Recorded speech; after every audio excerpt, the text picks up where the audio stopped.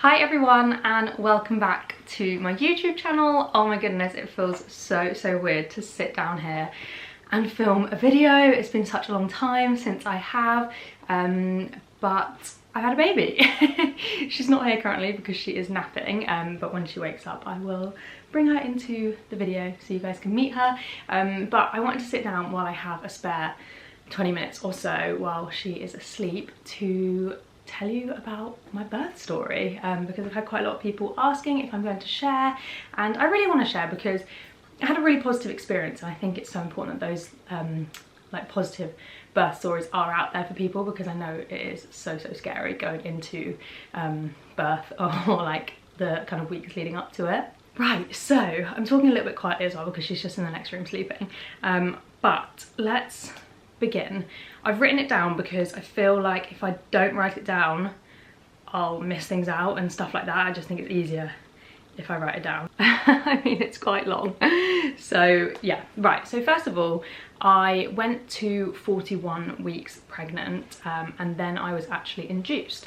So I had heard all the horror stories about being induced and I really didn't want an induction. I've had a couple friends that have had inductions and not had the best sort of stories with it, and yeah, I was just a little bit like reluctant to be induced.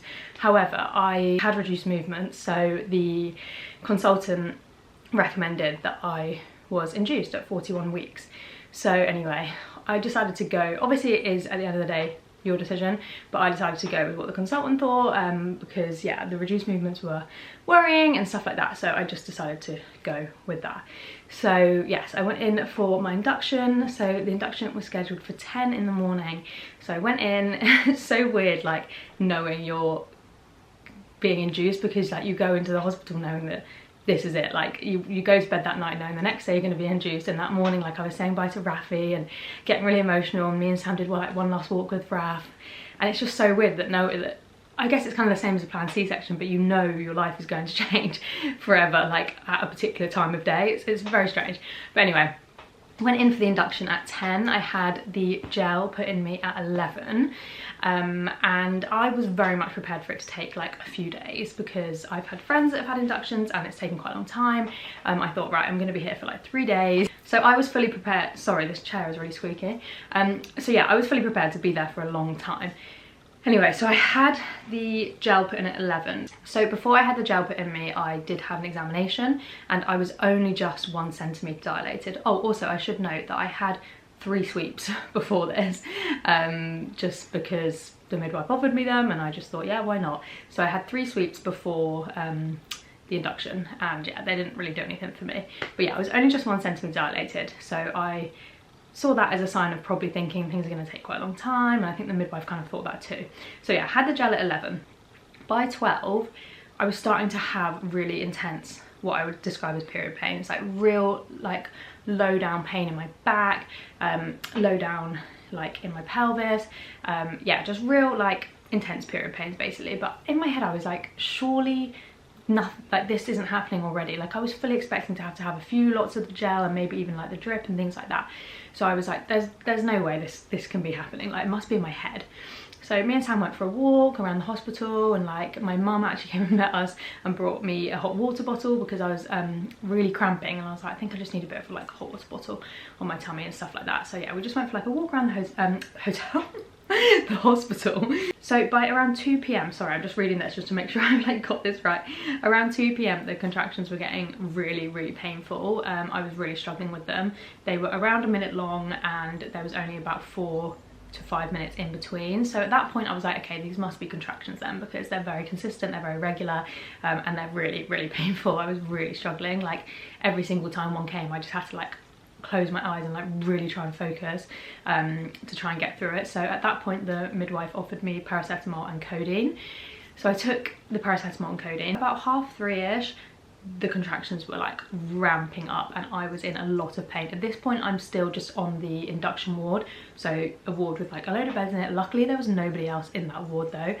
Yeah, I'm not in the delivery suite or anything like that at this point. But yeah, around 3:30 they were coming really intense and fast. Like I wasn't having a gap in between them.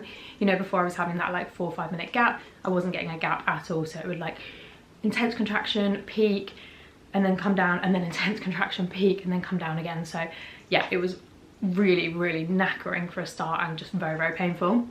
So at 4:30 I said, like, I think I'm like, you know, really quite far along here, like, can you examine me, because I'm in so much pain, and they're coming so thick and fast. So they examined me then, and I was 2 centimeters, and honestly, I was, to say I was disappointed, I was so gutted, because I was in a lot of pain, and I was like, if I'm in this much pain now at 2 centimeters, then I don't know how I'm going to do this. The midwife obviously was like, look, don't be upset with that, like, that's great progress, like, you're moving in the right direction, etc, etc. But obviously it's quite hard to hear that you've only gone 1 centimeter in that space of time when you're in a lot of pain. So at this point I was offered the diamorphine injection. I don't know loads about that injection, so it's best maybe if you look it up yourself, but it's just an injection that goes in your leg. I think it offers about 4 hours of pain relief, and it's quite a low risk pain relief, and this was great because it somehow kind of gave me a break in between the contractions. Maybe it slowed them down a little bit, I don't really know, but it meant that I was able to sleep in between the contractions. So I probably was having about, again, like 5 to 8 minute rests in between the contractions, and it just meant that I could get some sleep and just get a break, and that was brilliant. It was really, really good because I was just so tired, so that was great. Then I also put my TENS machine on, which was really, really good, and it's such an interesting concept. Like, I had never tried it out or anything like that before, but it basically really changed the pain for me. So it kind of, instead of having that like same like crampy pain, it just made me feel a little bit sick instead every time the contractions came, which I way preferred to the cramping, if that makes sense. So apparently TENS machines are really good for inductions, so I would recommend maybe hiring one or buying one. I got mine from Boots. And then about an hour passed and the pain was starting to like ramp up again, and I felt like the TENS machine wasn't really making that much difference anymore, and I was just really struggling. So at that point the midwife offered me gas and air. So I still wasn't in the delivery suite at this point, and they don't like to give it to you, I don't think, before you're in the delivery suite, but I think she could tell like I really needed something to like really take the edge off, because it was just very, very intense. So I was given the gas and air at this point. Oh my god, that gas and air was the best thing to ever happen to me. Like, it was just amazing. Like, it just takes the edge off so well it did for me anyway. It really takes the edge off, and it also really gives you something to focus your breathing on.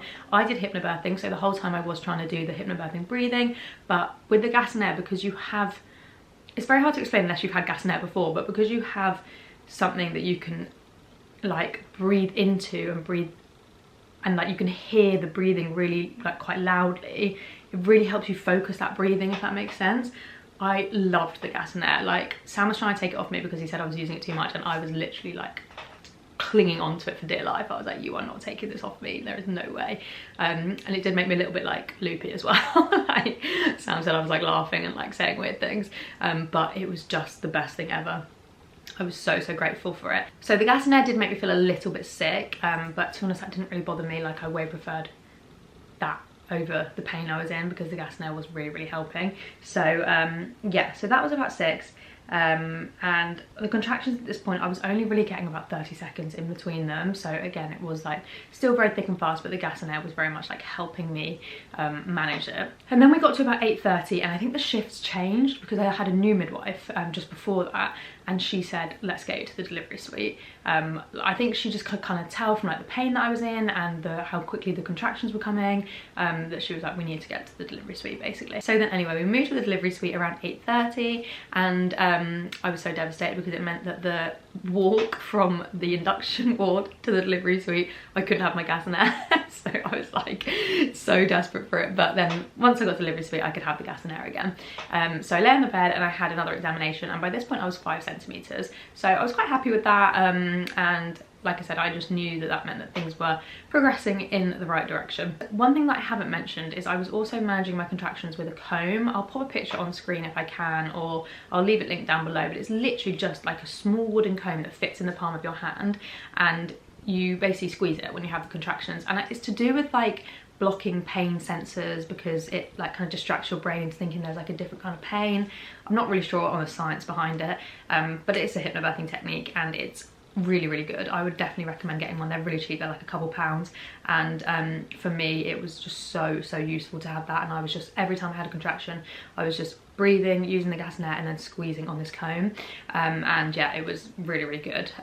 We actually lost it for like an hour. I think I must have like put it somewhere like in the bed and it rolled up in the sheets.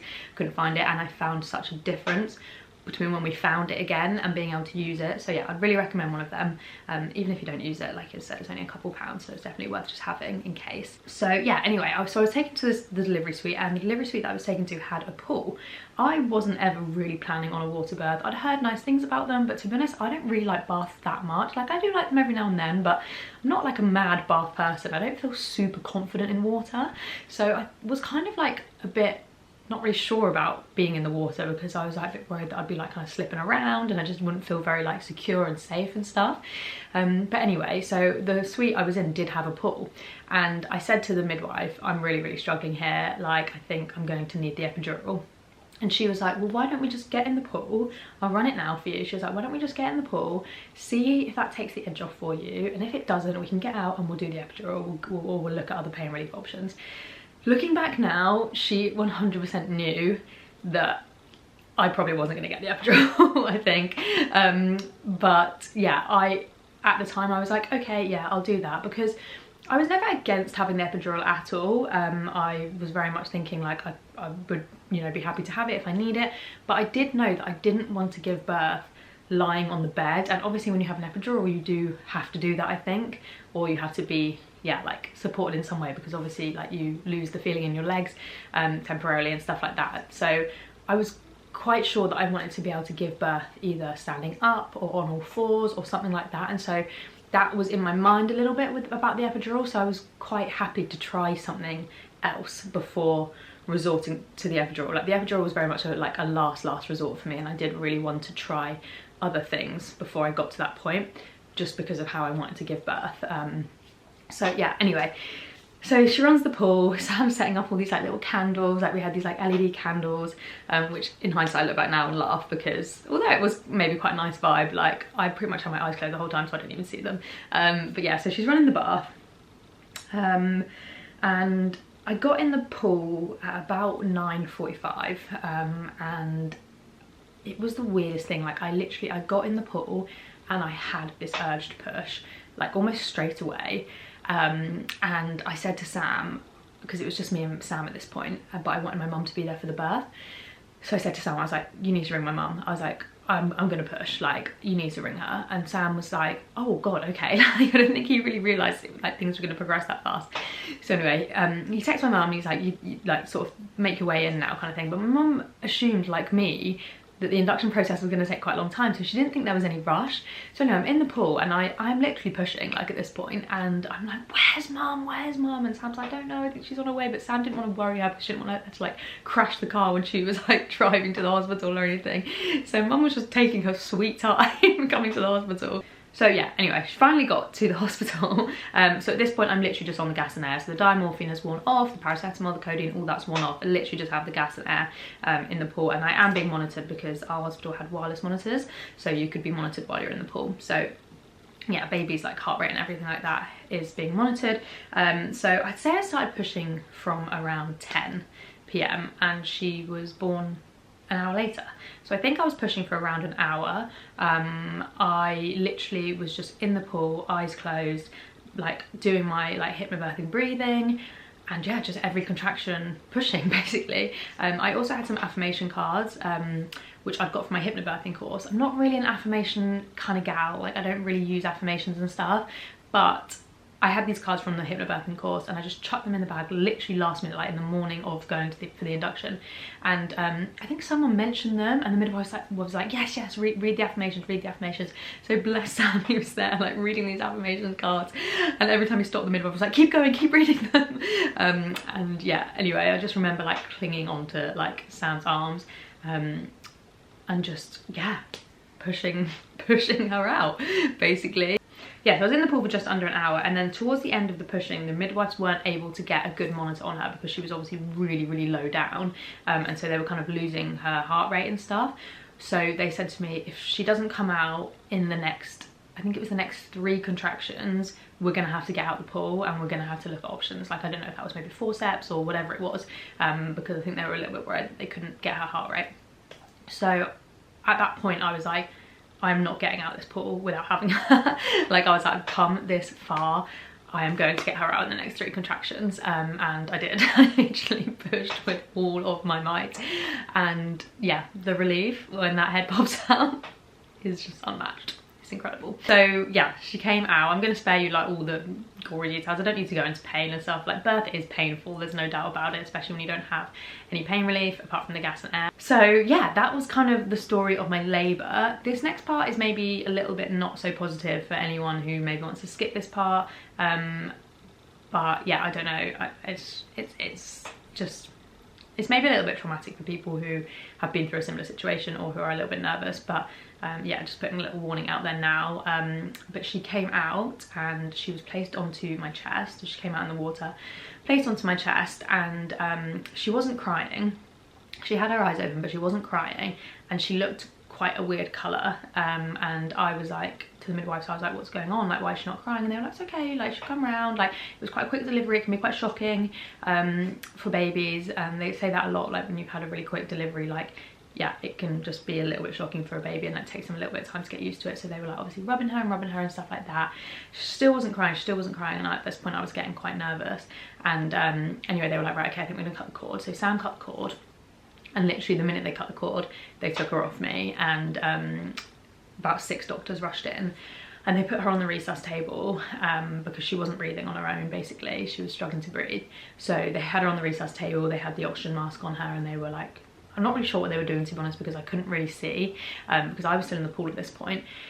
Anyway, so I get out the pool and I get on the bed, and she's on the resus table. She's kind of like on the table behind me. So again, I can't really see, and no one's talking to you because obviously they're so focused on her, which is a great thing. Like that's what I wanted. But at the time I was like so scared and so panicked because no one was saying what was wrong or saying if she was okay.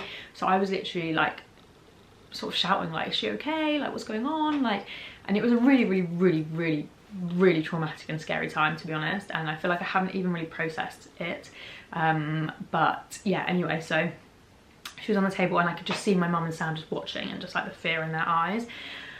Anyway, after about 15 minutes of her on the table, and at this time I'm like delivering the placenta and stuff like that. Well, I'm not delivering it, the midwife's delivering it, but you know, the placenta is coming out of me. She's on the table. After about 15 minutes, they said, okay, let's put her on your chest and see if like the skin to skin will like help her start to breathe on her own.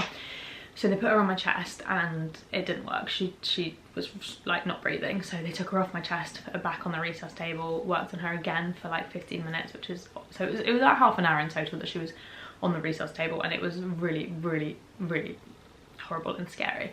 Anyway, in the end, she managed to start breathing on her own, and they were happy and everything like that. So they put her on my chest, and she stayed on my chest for like 40 minutes then, and she fed and everything like that. But yeah, that was really quite scary, obviously, because you don't really think about anything like that happening. But obviously the doctors and midwives and nurses were amazing, and she was fine in the end. So yeah, that is kind of my story. So yeah, she was on my chest, and then she went to Sam for a little bit while I went and had a shower, and yeah, that was that. Basically, that is my birth story. I'm trying to think if there's anything that I haven't included. So yeah, that is my birth story. We had to stay in hospital for quite a while afterwards, just because they wanted to monitor her. I had a low temperature, so they wanted to like monitor me as well, and then there was also a couple of other things that meant I had to stay in. But yeah, in general, a really positive experience. Obviously the little bit afterwards when she was born was really scary and traumatic, but the actual labour itself and the birth was really positive. It was very quick. I was able to manage the pain with breathing really well, which I didn't think I'd be able to. So I would really recommend hypnobirthing.